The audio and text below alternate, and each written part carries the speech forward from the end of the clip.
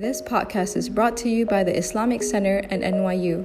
For more information, visit our website at www.icnyu.org. I want us to frame this conversation in a way where it's not just me regurgitating things that you've likely heard in some capacity, or even if you haven't necessarily heard it, you experientially have gone through some interaction with Ramadan or heard about it, that you are aware of certain things, right? Because we want to now start to kind of deconstruct a little bit more so that the relationship can get deeper. So rather than starting out with just, this is how you fast and these kinds of things, I want us to think about knowledge in a couple of different frames and how we learn and acquire knowledge, or how we know things. Does that make sense so far? So one of the primary ways that we understand things is just innately, intuitively. It just comes to you, right? So I have a 6-year-old son, 9-year-old daughter, who I'm super excited, and they're super excited because they love coming to the IC, and they haven't been able to in the last 2 years also, and they want to meet all of you and be a part of Ramadan. Intuitively, they can understand certain things as being good for them or bad for them, right? Like they already have an innate sense and reaction to certain things, that it's something that they're just wired into, that I don't have to say to them like, hey, it's not good for you to put your hand on like a flame. It's not good to yell at somebody and curse at them, right? I don't have to explain to them that a normal tone of voice is how I'm speaking right now, right? They innately can pick up on the idea that if one was to just yell, that's not the way people normally talk to each other. Do you get what I'm saying? There's certain things that they can also pick up. That's not just in terms of negatives, but in the prism of positives, that being nice to somebody, right? Like being kind, asking people how they are. There's certain things that intuitively somebody just knows and somebody understands. And a lot of the ways that you also have learned things are in this bucket of information gathering. You pick up on something and it's just innate to your being that you know that this is like the response, or this is the understanding to something. There's not an ambiguity there. There's certain things now, though, when we trickle it down, that they're not necessarily innate or intuitive. They are things that are learned. And Ramadan in and of itself has this capacity to it, right? Like you can innately, as a child, know and understand the concept of a God, for example, right? My kids, they're not any smarter than any other kids in that sense. I don't have to sit down with them and explain to them the idea that there is a divine entity, that even as children, they can conceptually understand the existence of God. Does that make sense? There's not a lot, though, that just comes along with that innately. You can't innately just understand the existence of a prophet.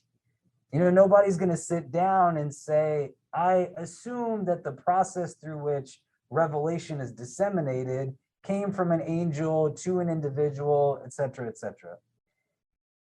Innately, it's not possible to also just recognize how ritual is formed and practiced. It's not just automatically downloaded within you.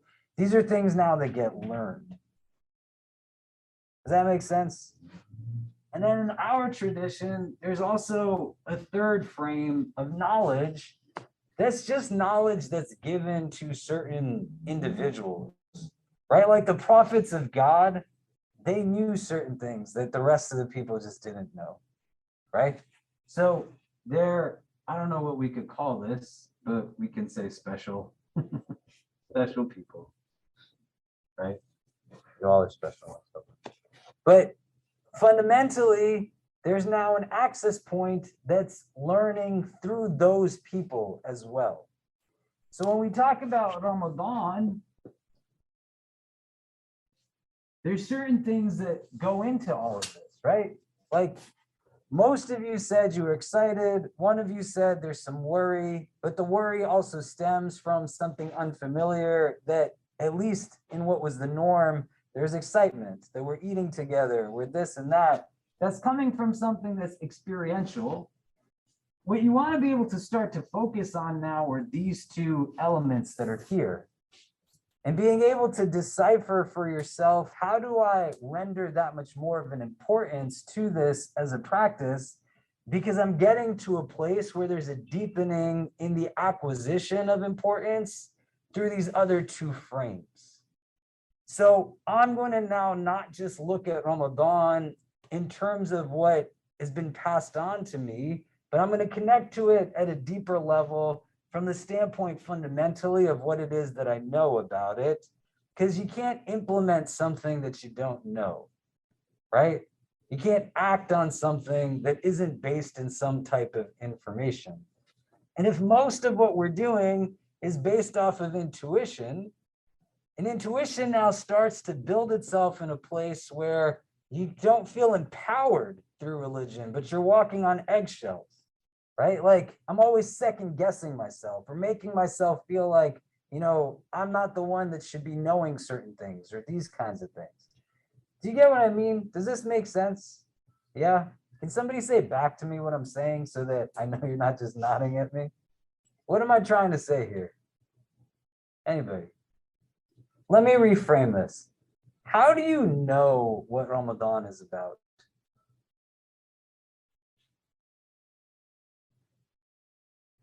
Like you specifically. Do you understand the question? Yeah. You had your hand raised? I saw it like this a little bit. Spending like Ramadan with my family, like watching what my parents did and being like modeled, it's like modeled to me. Great. What were you gonna say? Somebody had their hand raised. Yes. Could you rephrase the question? How do you know what Ramadan is like? How do you know what it's about? When you were younger, how did you know what it was about? Okay, great. And a lot of that's reliant on things that are not problematic. And that's not a wrong way to do it. That's a great way to do it, right? You're turning towards individuals that you have kind of a trust in. But now you're in a sphere of existence that's very formative to your identity.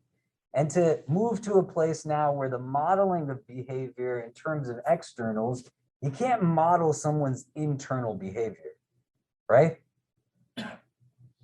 Like you can't feel what I pray when I pray simply by praying the way that I pray. You're going to feel what you pray when you pray because your heart is in you. It's not in me. You get what I mean? And so the external in and of itself can have some type of uniformity to it, but the deepening of the internal for it to be transformational necessitates now having an opportunity to think with a sense of strength, like, hey, how do I factor into this? And you get to a place where it's not now about knowing about Ramadan in particular, but knowing about me and how I relate to it. Because if we're in a place where there's God and then there's the vehicle towards God, fasting, Quran, prayer, dua, and here's you. This is me. These things don't fundamentally change, right? Tomorrow we're not going to fast differently and say that, okay, well, now it's okay for you to drink Coke while you fast, right? Or the fasting is now until Isha time, right? It's the same. The recitation, the salah, some of it can have aspects that are malleable. You can choose like certain things you recite, but it's pretty much all the same. Allah is ghani. Allah does not change, right? There's a delusion of modernity that applies to the individual that helps us to lose sight of the fact that we have dependence as a key variable to our identity. All of us rely on something to exist. Allah alone does not rely on anything. That's why he is Rabb and we are Abd. But in this, regardless of what the ritual is, the means, it can be any of these things and that much more. If this essentially is the same and God is Ghani, then the only thing that's changing in the scenario is me. And all around me now, if I have new circumstances, I've never broken fast without my family. I've never broken fast in this space. I've never broken fast in places where I'm responsible for everybody who is breaking fast. And they're serving food and dates and whatever else. Your ability to now deepen in those knowledge buckets that we talked about is not just simply in knowing about the practice in and of itself, but knowing about everything else that our religion says that impacts the self that you're bringing to the practice. Do you get what I mean? Does that make sense? Are you sure? Yeah? Are you sure? So I want you to think about that as we talk about some of these things. The application to you. Because now it's not about me following somebody else for what they do, but I have to build importance to these things subjectively. A typical routine within the Sunni tradition of Islam is rooted starting in the night preceding the day, right? So the first night of Ramadan precedes the first day of Ramadan. Right, so we have within the Sunni tradition a prayer that takes place. That's the Salatul Tarawih.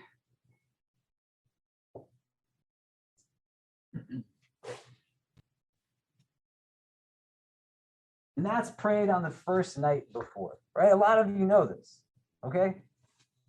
You're going to then have suhoor, the meal that we have before we start our fast. Fajr, we then have Maghrib, Iftar, Isha, and Tarawih. As a skeleton, basic. There's other prayers in the day, right? Don't leave those out. Like you can literally sleep all day and fast, right? It's a passive act. So it's about not doing things. But we want to break these things down a little bit, okay? I want to start with suhoor rather than tarawih and think about this now in terms of what it comes down to me, right? Because a lot of you are going to choose to not have suhoor. That's a bad decision. Why is that a bad decision? Yeah. You will not have sufficient energy throughout the rest of the day. Yeah, you won't have any energy. I'm pretty old, so if you can talk louder, and when you're talking, talk as if you're speaking to the person sitting furthest away from you. That's how loud you want to make your voice so we can all hear each other, okay? What else? Why? Yeah. Your intention for the fast? Okay, yeah. It's an innovation in one thing. Can you explain that more? Well, if we decide not to have suhoor because we want to protect ourselves more, so to speak, or want the program not pass or whatever the reason may be, then we're kind of going against the suhoor. Yeah, don't do that if that's your reason for not eating suhoor. I feel like most of you are just sleeping through suhoor. But if you think it's more righteous to not have suhoor, that's not how our tradition works, right? In matters of externals, our Prophet ﷺ took ease. In internals, there's struggle, right? There's a distinction there. Suhoor in our tradition, yeah, go ahead. What time is it? What time did you break? You can have it up until Fajr comes in. So, like, you got to stop eating before Fajr starts. So you can't eat into Fajr. So if you wake up and it's Fajr time already, then you can't eat at that time. Yeah, that's fine. What I'm saying is, a lot of you are skipping suhoor because it's not important to you. And that's not to defend yourself, right? But if it was important, you would do it. And it's not important to you because think about what you said in terms of the hows that you engage in Ramadan if you were born into Islam, right? And you're now at a place where you are reliant on yourself to determine what are your priorities. You get what I mean? In our tradition, the Prophet ﷺ, he says, even if you're just taking a sip of water, you want to do that for suhoor. And he associates this now with something that's very important. He associates it with barakah. What's barakah? But what does that mean? Yeah, so barakah has three different definitions to it. It denotes increase, right? And we can call this blessing as well. This has an element of continuity to it. Now I'm just going fast because we have limited time. And there's also a part to it that becomes concrete, that it establishes itself, right? But it's metaphysical gain. It's not tangible. So it's in contrast now to materialistic gain, right? Nobody's going to come to you and say, you fasted, here's like a bucket of gold. You're not holding it in your hand. So when somebody says a word to you that you don't use in the rest of your day, do you use the word blessing in the majority of your academic classes? When you are interviewing for jobs, do you use the word blessing? So I said, what does barakah mean? All of you said the same word. You're using someone else's language. The one sip of water in and of itself is not a quantified impact, but it's a qualified impact. You're interjecting now an opportunity for increase that's continuous and it stays with you. And it now starts to make that which you're doing have that much more in terms of what's good, but it's only going to be important to you if it's important to you. You understand? It's not going to be important to you because it was important to your family. It's not going to be important to you if it was important to like somebody else in a lecture or a YouTube video. I'm not coming into your room and waking you up for suhoor. Do you know what I mean? When I moved to New York City like years ago, and I started to do this for myself, I realized growing up in a Muslim family, how amazing it was to have a mother that would come and not only wake me up for suhoor, but would also make food for everybody, do all kinds of things for an entire family, then stay up and read Quran. You know, alhamdulillah, that was my experience. And then I could get myself to eat like a box of Fruit Loops. I was miserable in that sense. You're giving up on some of these things. And barakah is a key ingredient, right? The things that interject blessing. You might not see it because you live in a moment, but you're part of a community that used to find itself situated in basements of buildings that were infested with rats. People would come to pray. They'd make dhikr. They'd read Quran. They'd do these things. They were increasing barakah. What would start with like Eid prayers that we would have post Ramadan that sometimes would literally have 7 people show up to them. We now get more than 5,000 people that fill that park on the day of Eid. That's barakah. And it's a consequence of barakah. Do you get what I'm saying? And you can attach it to these kinds of things. I started working here in 2005, volunteer.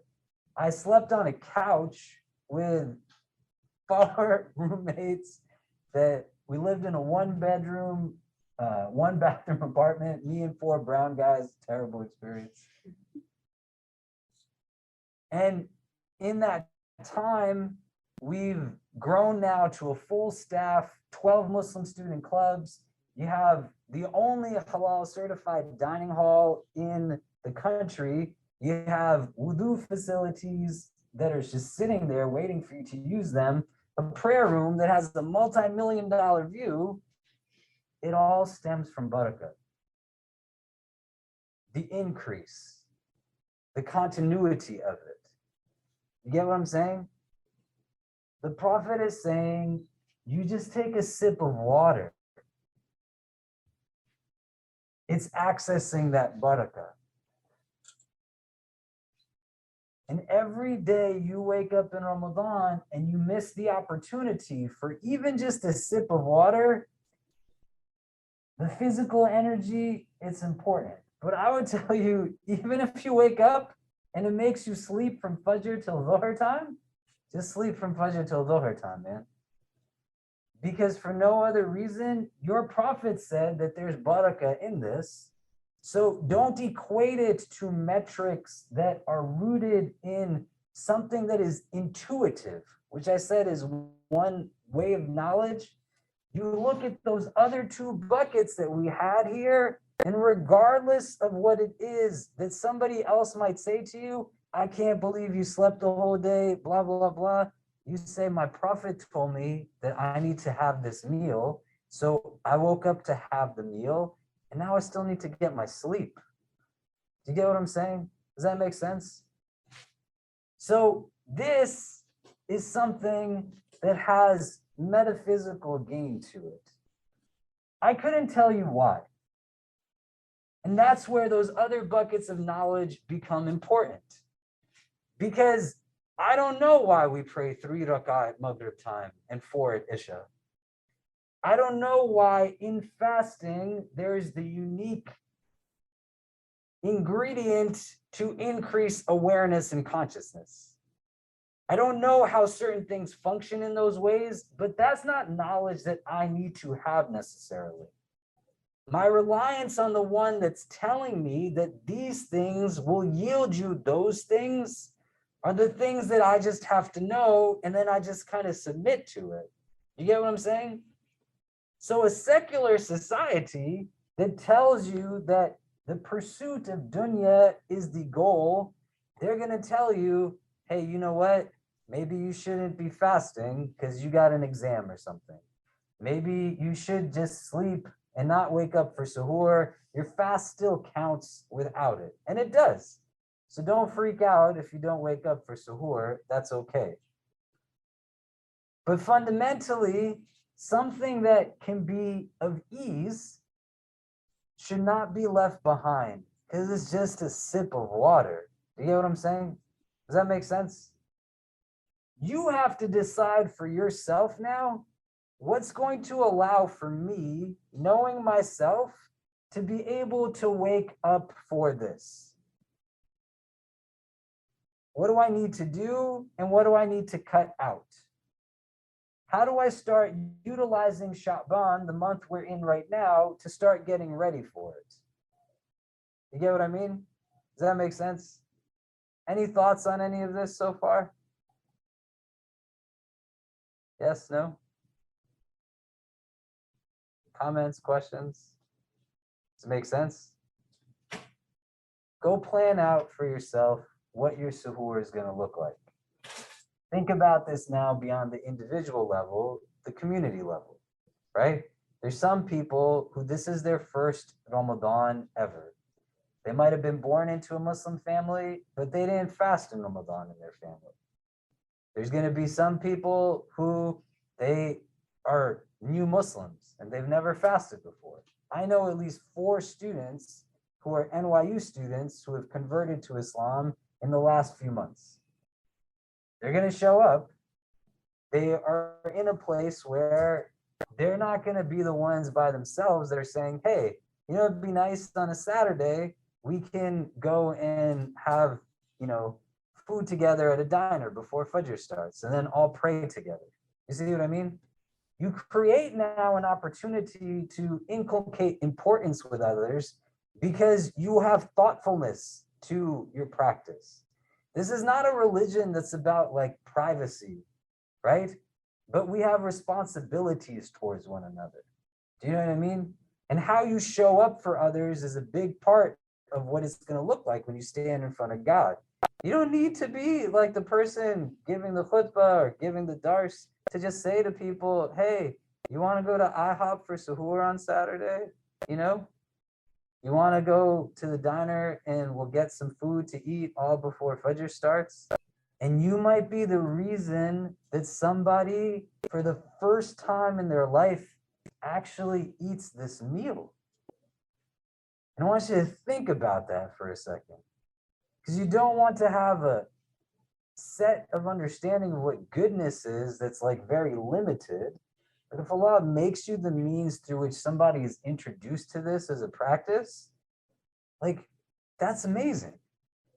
And every time they act upon it, then you're getting a portion of the ajr, not because you created the practice, but you became the means through which they felt like they could actually establish a relationship with it. You taught it to them.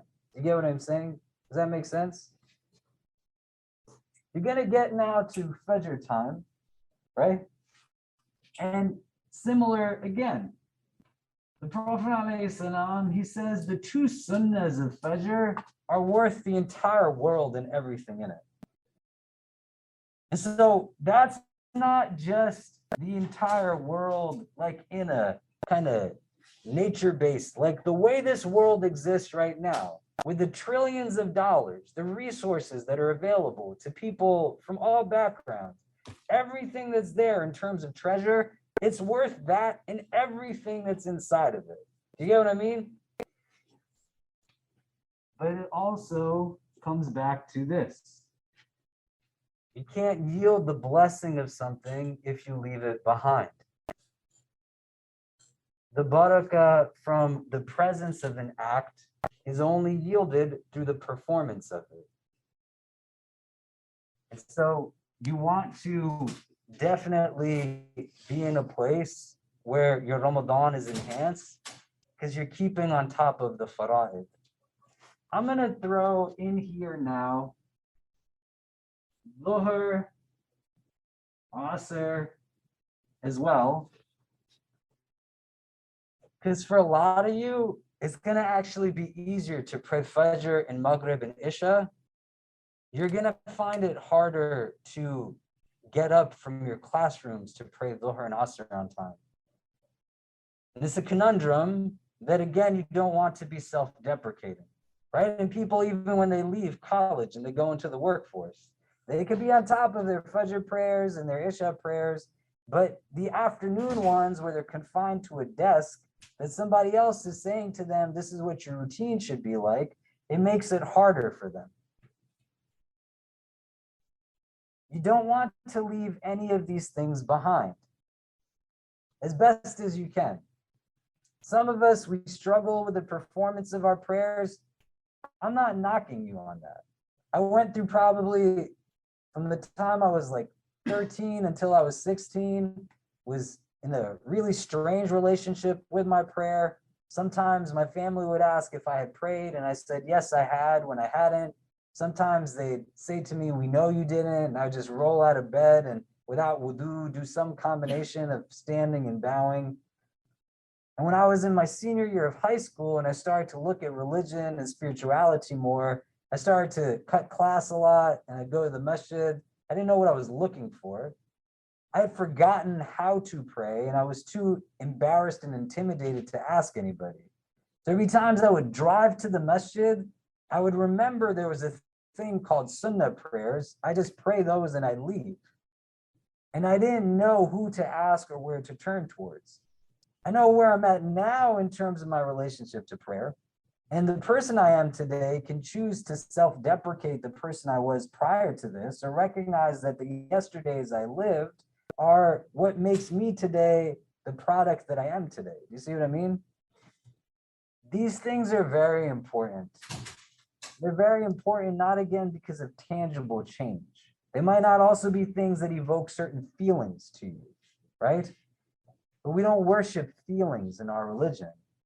You're in a space where the performance of it, you yield to the idea that it's going to give you this. It's going to have spiritual impact, metaphysical implications.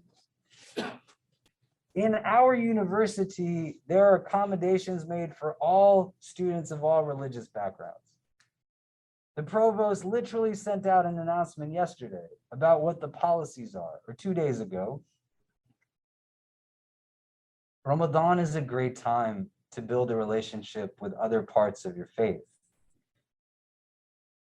but you don't want to do it with your back against the wall.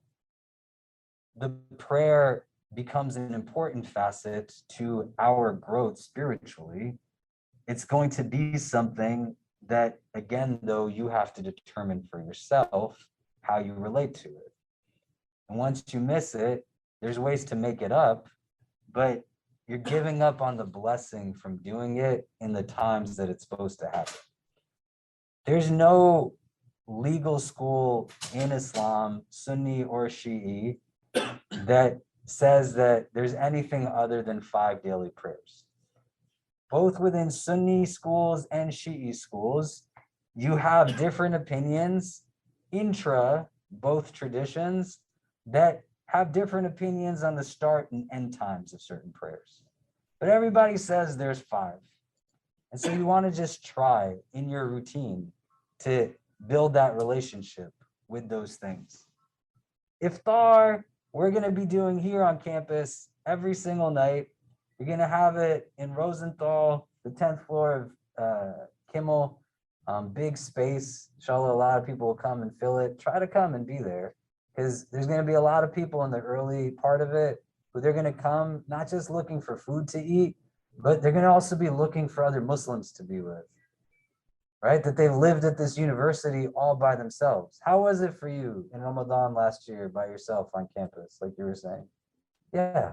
And so others are going to have that same excitement, and you want them to come and meet people that are going to be the reason that they come back again. Do you know what I mean?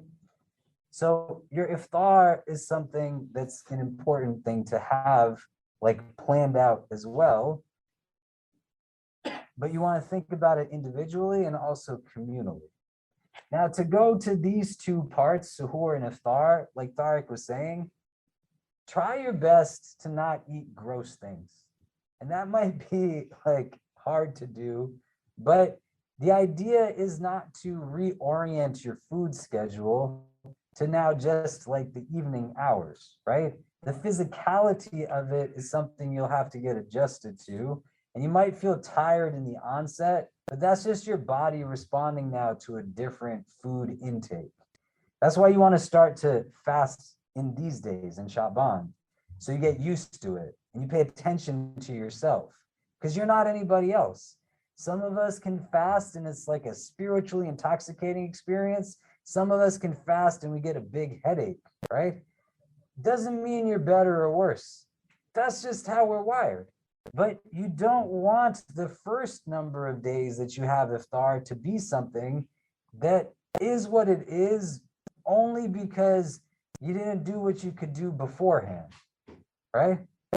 The Prophet ﷺ, he says, لِصَائِمِ فَرْحَتَانِ فَرْحَةٌ عِنْدَ إِفْطَارِهِ وَفَرْحَةٌ عِنْدَ لِقَاءِ رَبِّهِ, that for the fasting person, there are 2 farhas, 2 joys. There's a joy when they break their fast, and there's a joy when they meet their Lord, right? May Allah make us amongst those who are joyful when we meet him. There's a clear and obvious joy that comes to when you break your fast, right? You didn't eat all day and now you get to eat. You know what I mean? But start to experience this prior to, right? Some of you have been fasting before in the last few months, right? How has that been so far? For those of you who've been doing it. Yeah. I mean, since doing it every Monday and Thursday, now it's just like a regular thing. You don't really feel it. You don't feel it, meaning what? Like, it doesn't really make a difference. Like, you know, you're fasting. These are not good. You don't want to say there's no point I to mean, it. it's not in that terms. I'm like physically, like, or like a side effect or a physical tool. Like, there's no difference. You don't feel like, oh, you're tired or anything like that. Okay. But there's spiritual benefits. So you just ruined Ramadan for everybody. It's okay. Thanks a lot. Yeah. Go ahead, man. No, I'm just gonna translate the chart. He means like physically. Like, it's not hard. But compare it now to like the first time you did it, right? And maybe the days were shorter, is a little bit different, you know, but there's likely a change in like the physical impact in some capacity. Do you know what I mean? But that's the idea, right? Like Ramadan isn't about empty stomachs, it's about full hearts. You know, so the means through which we engage this is a very passive act, right?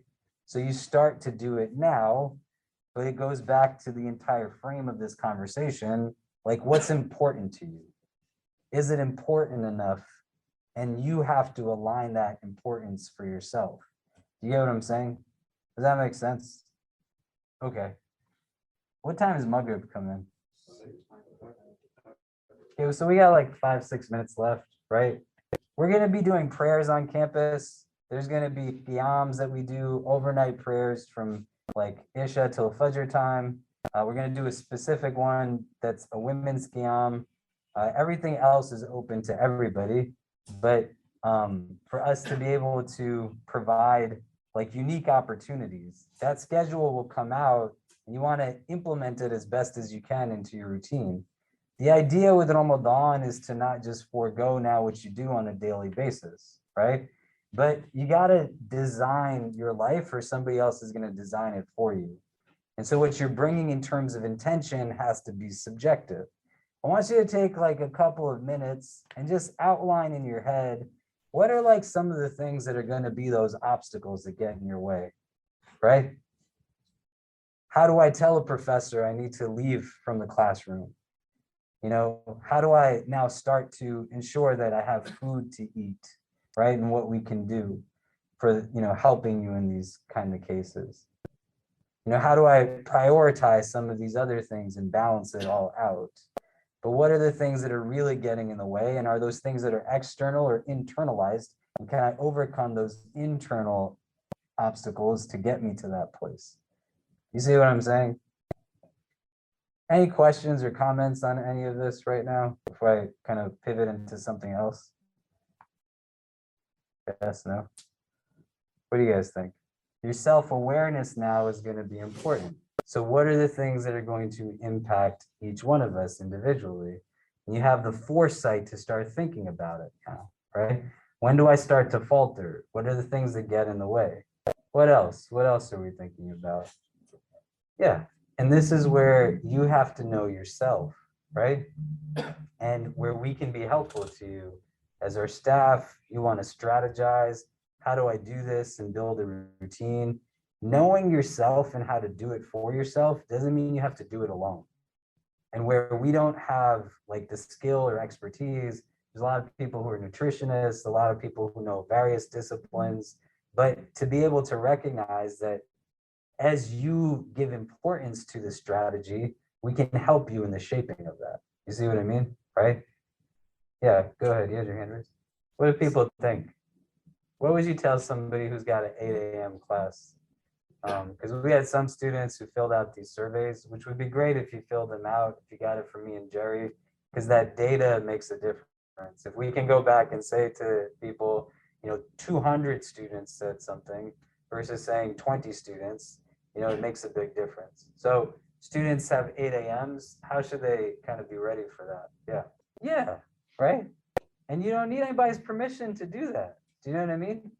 So you get to a place where you hear somebody say what they say. I'm going to stay over so I can get there earlier, right?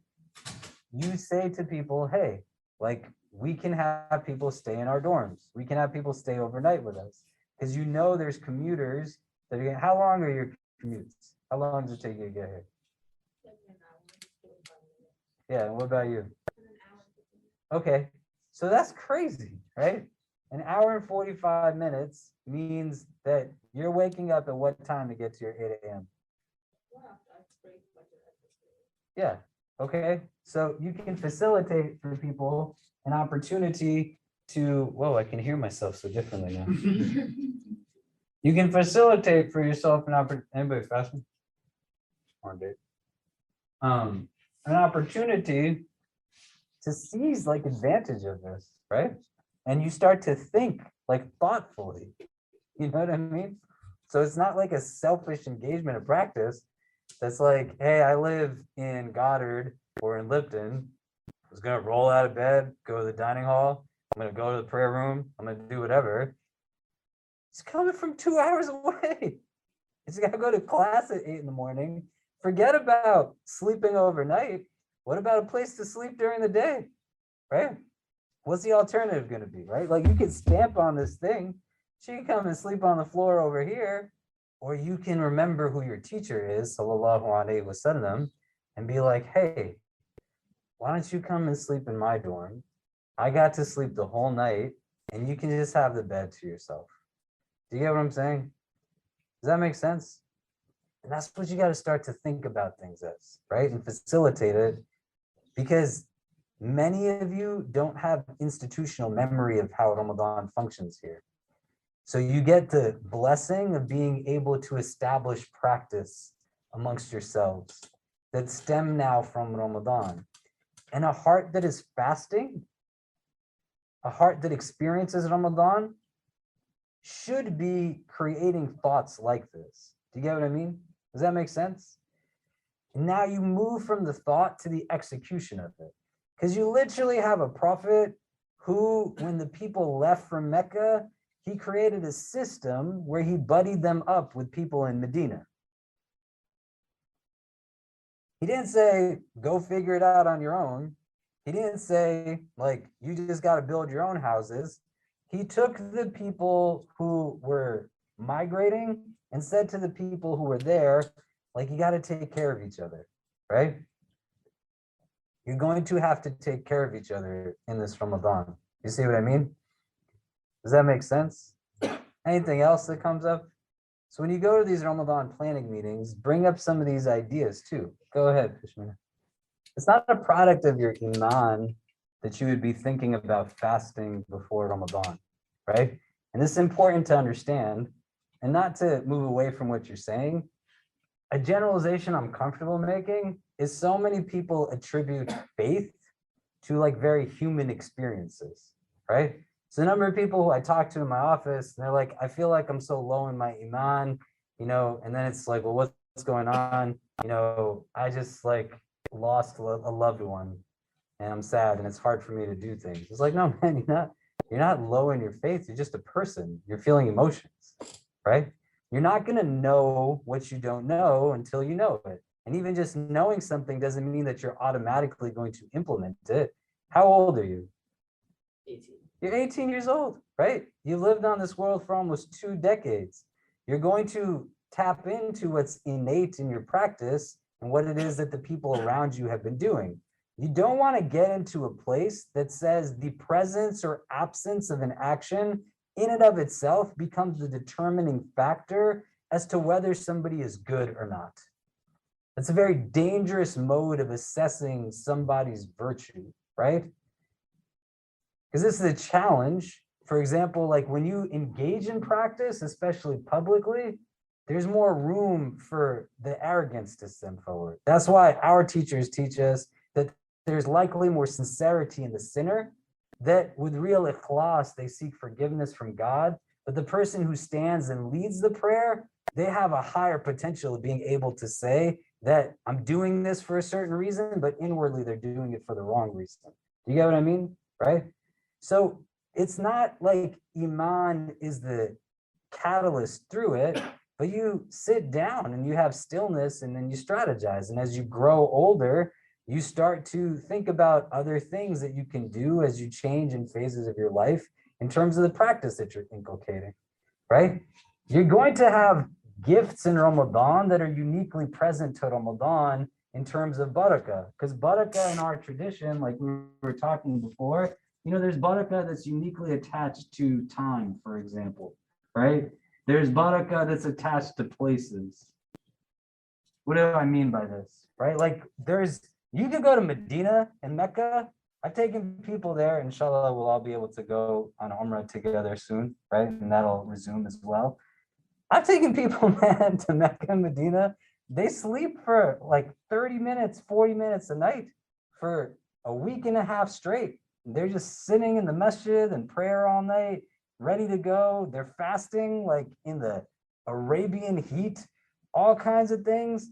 And when they leave from here, they're not doing those things here. There's a unique barakah in those cities, right? There's like certain like conditions that create blessing. You know, you make dua when it's raining. Why? Because like the Prophet said, it's a better time. There's more barakah at that time. You know, there's barakah in the time between the adhan and the iqamah. Do you get what I mean? Right? So when you're now trying to think about what I do in Ramadan and what I do outside of Ramadan, like if I'm here and my endpoint is here, but in the course of Ramadan, I also was here. Shaitan is going to get you to have remorse that this isn't where you landed, but not help you to see the net gain of what you have. And the goal in our tradition is not that I'm somebody who's always just on top of everything, but the goal of our tradition is to be able to know how to get back on your feet after you fell down. Do you see? And so you're going to definitely screw up after Ramadan, right? That's just something that's going to be there. And the idea, though, at that point is not to be like, oh man, I can't believe, this thing came for me or that thing came for me. The idea is to still remember like the connection you have to God through all of it. You understand? And to believe in a God that still believes in you and your ability to move forward. So the first time you slip, you don't hesitate and still getting back up and trying again. Do you get what I mean? Does that make sense? You're feeling like what you were potentially capable of, situated within a certain time and certain conditions, right? And now you're going to be in spaces where you think out, how do I recreate some of these things, And again, on a communal level, we'll play Maghrib in a few minutes. Sorry, I know we're a little late. We've had converts come to our center in Ramadan, and they go on like a spiritual high because they're also now surrounded by an entire family for a month that literally when the Eid is over, they don't know what to do with themselves. Because everybody still goes back now to their own spaces. And the people who got accustomed to being around so many Muslims, they start to diminish in those gatherings, right? So when you're coming to break fast at Maghrib time every night during Ramadan, you're also learning about yourself. And that's why I said it can't be just what's intuitive. There's a learning component to knowledge. You're learning that you have the ability to leave where you are to come to a place to pray in Jama'ah, right? You're learning that you have the ability to do some of what you do. You now have to learn why it is that I won't continue to do it. What's going to keep me from it? And making it concrete here is about having it, whether there's tons of people around you or it's just you on your own. You understand? Situated at the corners of Ramadan, here's Ramadan, and here's where we are in Shaban, and here's Shawwal. What you're gonna have that's unique in terms of also spiritual adversaries is that there's a different opportunity now for you in this month to be protected from Shaitan in ways that you're not engaged outside of the month. So leading right into it and coming after it is going to be a bombardment of where you're most vulnerable. You want to think about this strategically, because Shaitan's going to get you where you are, not where anybody else is. We literally have traditions that have been built up as customs that have Muslims fighting with each other right until the first night of Ramadan and fighting right after Ramadan is finished, right? People, did the month start? Did the month end? They're arguing right to the moment of its onset until its conclusion. There's hadith where the Prophet has people gathered together and two men are arguing with each other in the context of Ramadan. And the Prophet comes out of his home and he says, I was going to tell people of Laylatul Qadr when it is, but that knowledge was lifted because of the argumentation of these two people, right? The increase of negativity now impacts like the ability to have something positive. The idea is not when you leave from here to believe that goodness is just in the practice, but in being able to hold on to the conviction. You understand? And you still have a recognition of who your God is that you're worshiping and you're praying, and you have strategy that says like, hey man, what is it that I'm going to fall into outside of these things that Shaitan is going to come to get me at, in a way that's going to hold me down? You see what I mean? Does that make sense? That's why you got to be together and do things together so that you can understand Ramadan is important to everybody and the lessons from it are important to everybody. Okay, I'm going to pause here. So just to summate, like, it's coming, be excited, help one another, be kind to each other. That means you have to learn how to like talk to one another, right? And be that in a space that understands how you support each other across racial backgrounds, gender backgrounds. You start to build comfort where there's awkwardness. You don't fall into like these delineated roles that don't make sense. You're a community. The second thing, if we can help you strategically, please let us know. More than happy to sit down with anyone, one-on-one or in groups, to say, how do we plan our Ramadan? Try to start to build some of it now for yourself. And all of this is about first starting with reflection. Like you sit down and you think about it for you. How do I make these things important to me on a practical level? Okay, so before we pray, on Wednesday, there's going to be a really important gathering at Tandon that's in response to the attacks that took place in Peshawar in Pakistan. On Friday, our students from here organized an online program. There's probably about 80 or 90 people that joined it, but many of our Shia students who organized it were pretty sad that they didn't see the names of a lot of their Muslim peers that they go to school with here at NYU. And so you have to know what it's like to stand with people who are different from you, right? And what it means to be a minority that's heavily persecuted and the kind of rhetoric that goes into it. I posted about those attacks, and the tweets and Facebook posts and Instagram posts, they went pretty viral. And there was tons of comments that were written that were like, these people aren't even Muslim, right? Why are we calling them Shia? Why don't we just say Muslim, right?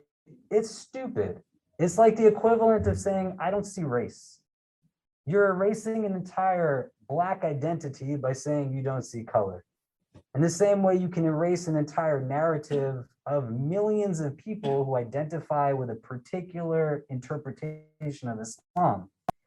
And so I'm just going to say it to you, right? It's not any individual person's obligation, but when everyone decides that it's not their responsibility, just like your presence is felt, your absence is noticed also. And so some of you have to take it on yourselves to tell your friends that at 5 o'clock, we're going to go to Tandon and make sure that that room is filled up. In the same vein of what we're talking about here in preparation of Ramadan, you don't want anybody in your community to be starting steps away from where they could be started. And it would have been something as simple as just logging on from your phone. But for whatever reason, those things were not done. And now you have a second opportunity to show that, like, yeah, I get it.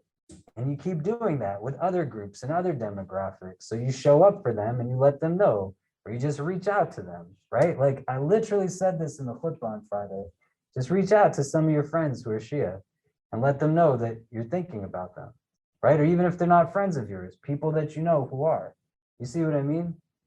And I'm saying it to you as somebody who cares about you all. These are the kinds of things that you want to compel yourself to make the decision to be there with people in their times of need and not look for somebody else's motivation or like example to say, I'm only going to go if this person goes, right? If your friends don't go, then that's on them, right? Allah, give them hidayah and forgive them for whatever reason. If you have a legitimate like conflict or something, it's also fine. You can still just send an email or a text message or something that says, hey, like I'm thinking about you. You get what I mean? Does that make sense? And the beauty of this deen is that this is where the secrets are of increase. The Prophet was merciful, was kind, compassionate. And every act of goodness that he engaged in without condition, it's also a means through which it strengthens his heart, right? So you're depriving yourself more than anybody else. You know what I mean? It shouldn't be acceptable to us as a community that that's what the reality was on Friday. And you have to understand it in that way. And we should have so many people there on Wednesday that the room is overflowing.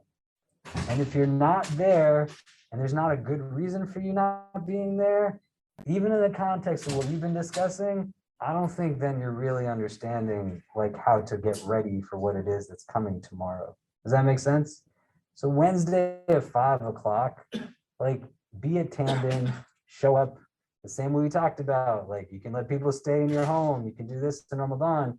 Just reach out and be the person that says, who wants to go on the train with me? And we can all go together. If you would like to listen to more, please donate to www.icnyu.org/donate. For more of our virtual programs, go to www.icnyu.org/classes. If you have any questions, email us at info@icnyu.org.